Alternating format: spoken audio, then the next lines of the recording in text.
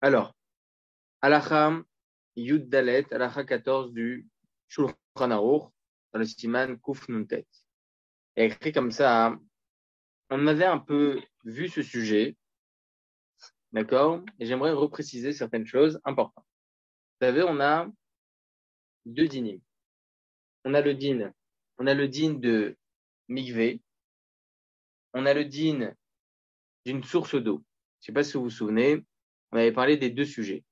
Une source d'eau naturelle, parce que vous avez dans un terrain comme ça, vraiment une source naturelle, vous avez donc une source devant vous, qui va, qui vient, etc., qui bouge. Cette source d'eau, elle a un din selon la halakha que l'on va préciser maintenant. Et on a un autre din, c'est de l'eau stagnante, de l'eau du mikvé stagnante, qui stagne. Donc, il y aura de là deux dinim différents. Alors, regarde, on va apprendre ensemble, Bezrat Hashem, de par les lois de Nityash Yadayim, certains paramètres de Dvila, certains paramètres de mikvé. Ça va être intéressant. Alors, écoutez bien. Le Shulchan Aruch, il nous apprend la chose suivante. Idvil yadav beme Marian, celui qui a trempé ses mains dans une source d'eau, je précise, naturelle évidemment, afilu end bo arbain sea altalot vila.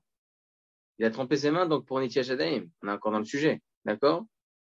On a un din de Nityash Yadayim normal, on doit verser un revit, mais on a un din aussi de Dvilat Yadayim, tremper ses mains. On n'a pas de quoi pour faire Nityash Yadayim, on a la possibilité de tremper les mains pour purifier.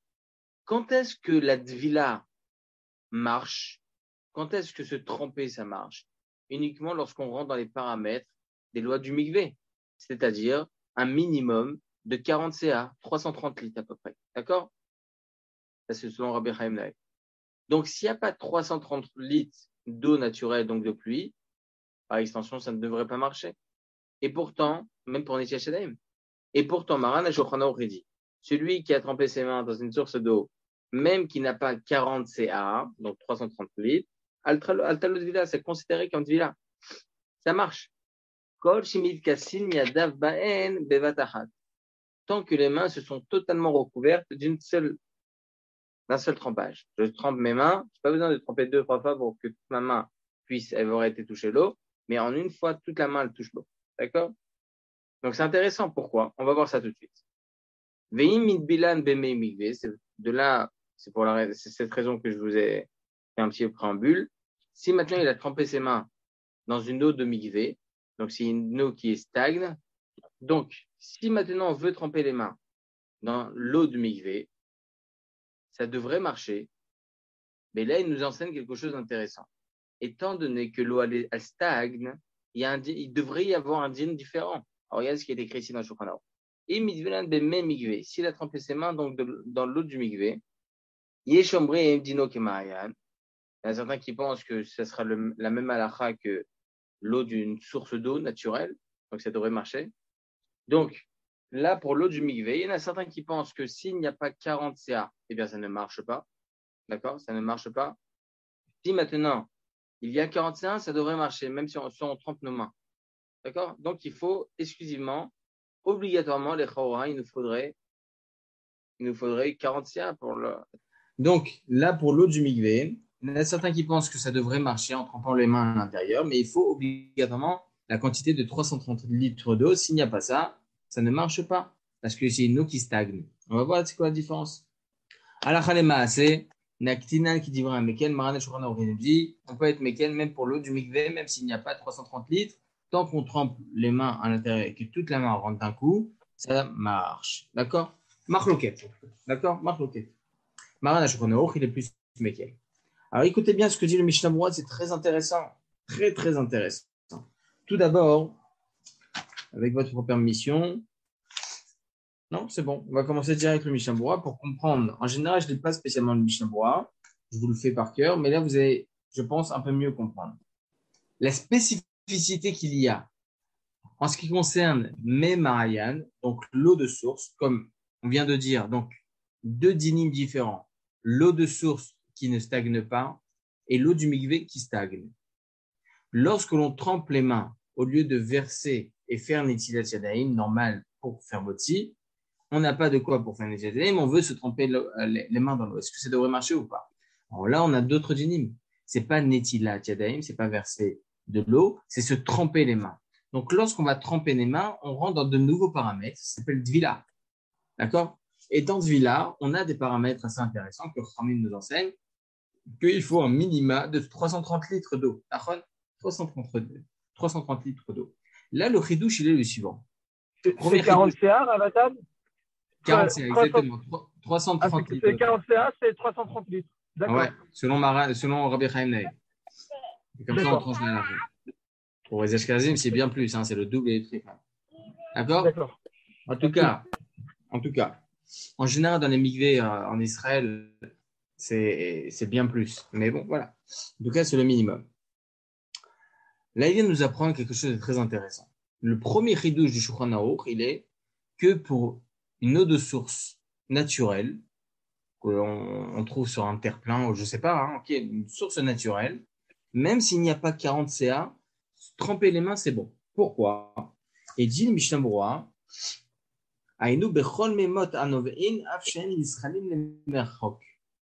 toutes les eaux, voilà, qui ne stagnent pas, qui bougent, même si en fin de compte elles vont bouger assez loin et on va plus voir où ça va, l'eau méchanée ça marche.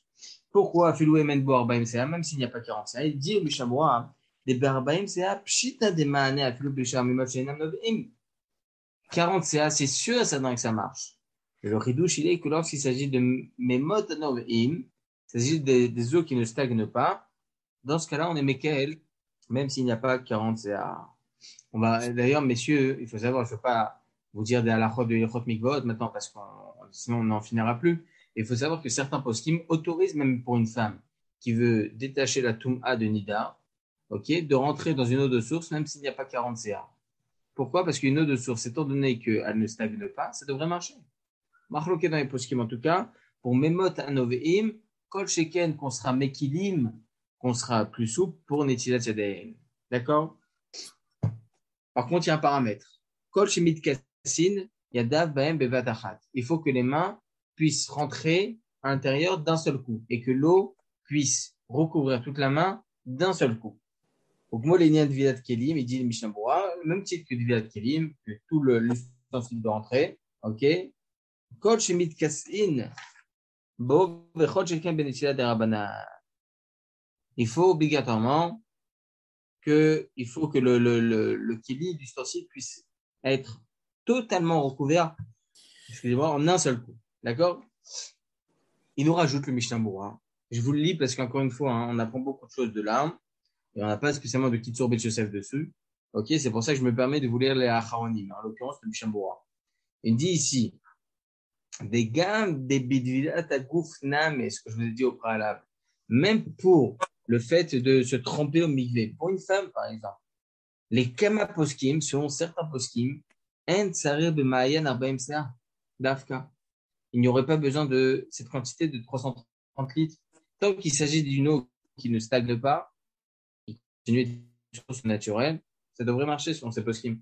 Et là, qui chaud, c'est de casser goufo chez le koladam et fiché machio. C'est un paramètre qui, par contre, qui est sine qua non. Il faut que le corps soit totalement recouvert d'eau en une seule fois. Ça, c'est le seul et unique paramètre qu'on devrait rechercher lorsqu'il s'agit d'une eau qui ne stagne pas. D'accord? Même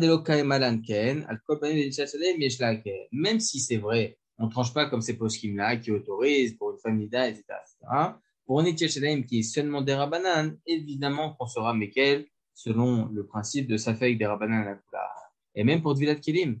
Pour Dvilat Kilim et pour Netilat Yadayim, une personne qui n'a pas la possibilité de verser de l'eau, etc., sur chacune des mains. Et donc, lui, maintenant, il veut tremper ses mains. S'il se trouve face à une eau de source, il est largement dans le doute s'il y a 330 litres ou pas, ou bien s'il est évident, il est sûr et certain qu'il n'y a pas 330 litres. Tant qu'il s'agit d'une eau qui ne stagne pas, ça marche, parce que tout ça, c'est des rabbanan. D'accord? Maintenant, Ravatab, oui, Michel. mais ça veut dire quoi ça veut dire ça veut dire quoi de l'eau qui stagne pas?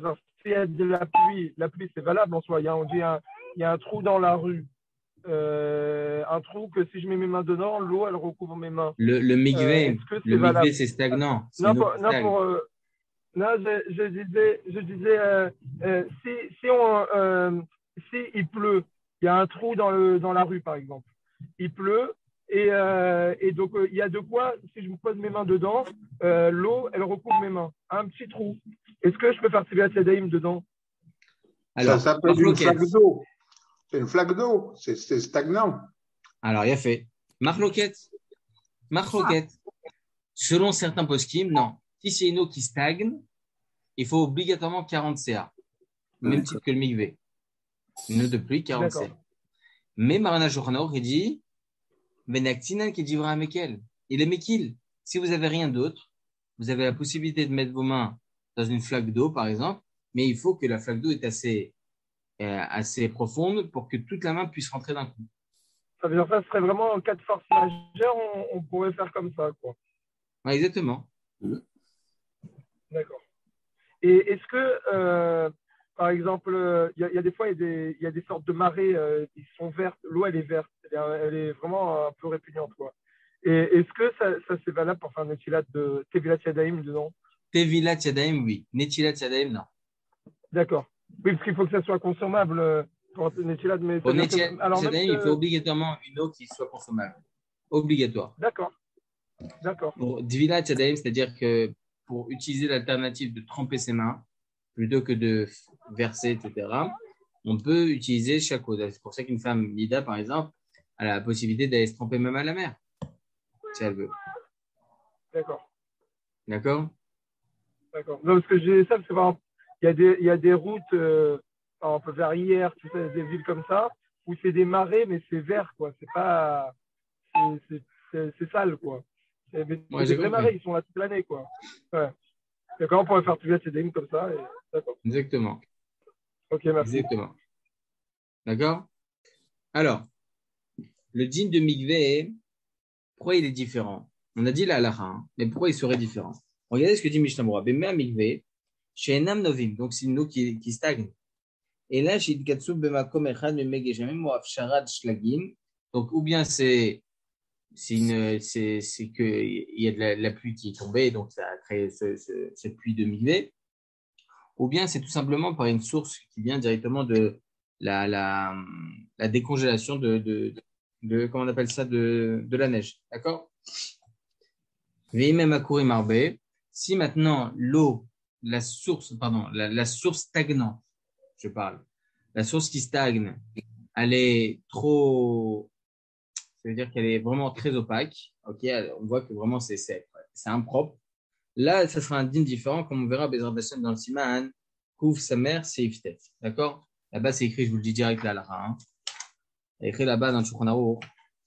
Maïm, Meluchim, Osruchim, Omarim, Shen, Akelev, Yachol, Ishtot, Mem, Psulim, Netilat, Sadaim, Afal, Pish, Ksherim, le même Migvel et Dvila. Vim, Amakorim, Achamatit, Shetaref, Bahem, Im, Akelev, Yachol, Ishtot, Mem, Ksherim, Ben, Netilat, Sadaim, Ben, Migvel. Vim, Menoachol, Ishtot, Mem, Psulim, Lishne. Donc, vous voyez que pour Netilat, Sadaim, c'est compliqué. Pour Dvila, Sadaim, c'est bon. Ok, on verra Bezrat Hashem. Donc, on tranche la halakha qui dit vrai à Mekel. Pour quelle raison? Parce que tout ça, c'est que des rabanan. Comme dit Mishnah Berurah, des divrei sofrim ou. C'est pour ça qu'on est plus Mekili. D'accord? Halakha lema, c'est les amis. Pour Netilat Yadayim, on fait très attention à ce que ce soit une eau qui est évidemment buvable, consommable. Ok? Ça, c'est obligatoire. Et donc, lorsqu'on veut faire Netilat Yadayim, on est obligé de respecter les normes et les paramètres de Netilat Yadayim. Pour Dilat Yadayim, il y a de nouveaux paramètres. Il faut normalement 40 CA pour purifier les mains. Ok, comme une femme nida qui va au mikvé, elle est obligée d'utiliser 40 CA. Ok. Maintenant, pour ce qui est de Dvilat Yadayim, ok, lorsqu'on va tremper les mains, là, on sera plus Mekilim. Pourquoi? Parce que étant donné que Dvilat Yadayim ou Netilat Yadayim, c'est que des rabanan, on est Mekilim même s'il y a moins que 40 CA. Et que ce soit dans une source d'eau naturelle qui stagne pas, ou bien dans une source d'eau pas spécialement naturelle, mais de l'eau du mikvé, par exemple, qui stagne, ok, quand bien même, on sera Mekilim, on pourra être Mekel, de tremper les mains à l'intérieur, même s'il n'y a pas 40 CA. D'accord? Est-ce que, messieurs, il y a des questions déjà sur ça? C'est bon? Halakha Yutet directement, les amis. D'accord? Donc, on va prendre directement la halakha 19. Yutet. Il y a écrit comme ça dans la halakha, parce que même, vous savez, même dans les poskim qui sont rapportés dans le Meorot d'Amizra, etc., c'est très, très, très, très restreint. Parce qu'il n'y a pas beaucoup de choses à apprendre spécialement de nos jours. Regardez, lorsqu'on fait Dvilat Yadayim maintenant, lorsqu'on va tremper les mains, est-ce qu'on doit tremper 3 fois les mains ou bien il suffit de tremper une fois les mains? Maran et Shulchan Aruch, il vient de nous apprendre, c'est rapporté déjà dans le Tosefta, dans le traité Yadayim et dans le Mordechai, dans plusieurs endroits. C'est écrit comme ça. Madbil Yadav, en Tsaresh Tepamim, Velo Niguv, Velo Lagbia Yadav. Lorsqu'on trempe les mains, il n'y a même pas besoin de faire 2 fois, il n'y a même pas besoin de les essuyer, il n'y a même pas besoin de les soulever. Tous les dîners que l'on a l'après ou pendant le Netiat Yadayim, c'est pas pour cette halakha de Dvilat Yadayim. D'accord? Ravatab, Oui. Merkila, de nouveau. Tfilat Yadayim, c'est pour faire quoi exactement? Une personne qui est à la mer et il a qu'une petite bouteille d'eau pour boire, il n'aura pas de pour faire Netiat Yadayim. Il n'a pas d'alternative de faire Netiat Yadayim, c'est ça? Exactement. Il a la possibilité de faire Dvilat Yadayim. D'accord? Tremper les mains, oui. Par contre, prendre un verre et prendre de la mer pour pouvoir faire Netiat Yadayim, non, ça non. Parce que c'est une eau qui est impropre à la consommation. Donc, Netilat, ça marche pas. Dvila, ça marche. On a le droit de tremper les mains. D'accord? Même pour celle du matin, la première, oui. même la première Netilat du matin? Même? La oui, première Netilat du tous matin? les Netilat Yadayim, ça marche. Ça pourrait marcher. D'accord? Et ce sera quoi la bracha de cette villa? C'est pas al Dvilat Yadayim, mais ce sera al Netilat Yadayim. C'est ce que nous dit Maran. Amadbil Yadav, eno mevarech al Dvilat Yadayim, et là al Netilat Yadayim. Le Rama, il dit, ve'esh omrim, mevarchim al Dvilat Yadayim, ou al Shtifat Yadayim, vechenika. Le Rama, il dit que si on fait al Dvilat Yadayim, al Achalei Maaseh, on ne change pas le nosar de la bracha, on fera al Netilat Yadayim. D'accord? Est-ce que, messieurs, il y a des questions, Baruch Hashem, sur ça? J'ai une question. Est-ce qu'on peut tremper de la vaisselle dans de l'eau du mikvé pour homme ou pour femme? Oui. Mais juste, on évite de faire ça, Chazeshom et Shum Sakana. Si Chazeshom, il peut y avoir un ustensile qui tombe et qui se casse, d'accord, ça va être compliqué.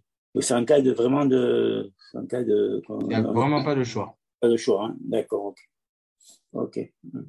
D'accord? Ok. Et la bracha sur Al-Tevila Tchedim, on le fait une fois qu'on ressort les mains Exactement. De l'eau. D'accord. Exactement. Ok, les amis? Bon, Bezrat Hashem, les amis, je finis plus tôt parce que voilà.